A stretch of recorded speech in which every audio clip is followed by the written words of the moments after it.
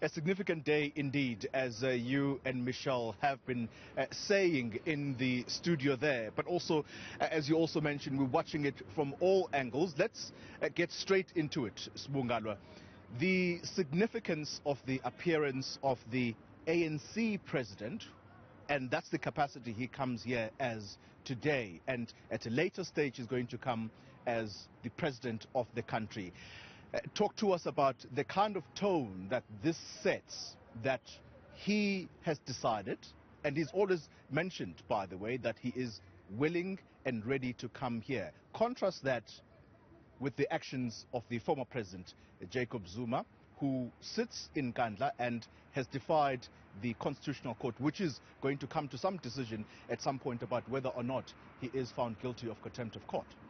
I argue that this is perhaps the most important piece of evidence that we'll be hearing today when the president of the ANC, who is also the president of the country, appears before Judge Zondo, and the fact that you have 4 days set for that, which is today and tomorrow, and also the 13th and the 14th of May, it actually talks to the seriousness with which the president, at the very least, or the president actually takes this commission. I think the optics of it actually bode well, not just for the commission, but also for our country and for us as a constitutional democracy where the rule of law trumps all else. And the fact that he will be here tells you, and it communicates a message that no one is above the law. Everyone should be held accountable. And when a commission of inquiry, which is founded in law, summons any member of the public, be they president, prince, king, or whatever other title they may hold, that they are held to the same standards. But I think the key question is, Xoli, that the president faces here is, what is he going to say? What did he do? Because that is the key question.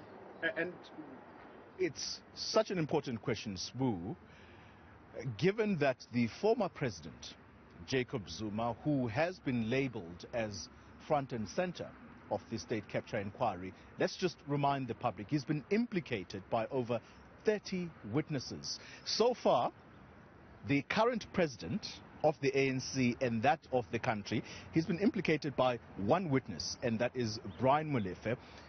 Those allegations against Cyril Ramaphosa, just remind the viewers what Brian Molefe had to tell this commission a few weeks ago.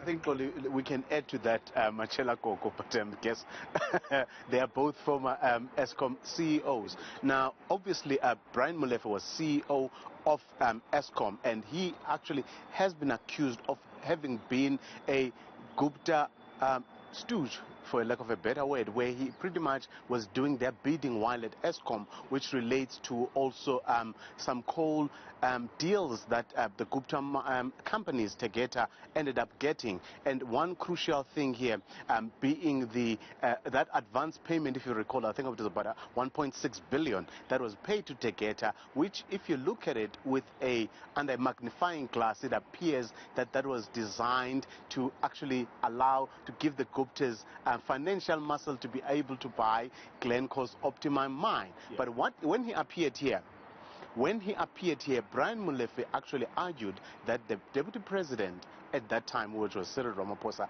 had used his influence, because at that time he was he was linked to Glencore, he was on the board of Glencore, that he used his position to try and carry favor, or to actually favor Glencore when he should have been putting ahead the interests of the country. Now, he has denied that. The president has denied that, but obviously he will have to answer that question. But I think beyond just the allegations of Brian Molefe, Cyril Ramaphosa, the deputy president of the country at that time, and the deputy president of the ANC, and the current leader of the ANC will have to answer the one crucial question: when all of the rot was taking place, where was he and what did he do? The key question being that, could it be that the president had put his political interests ahead of those of the country, where he would have been seen to be biding his time, allowing President Jacob Zuma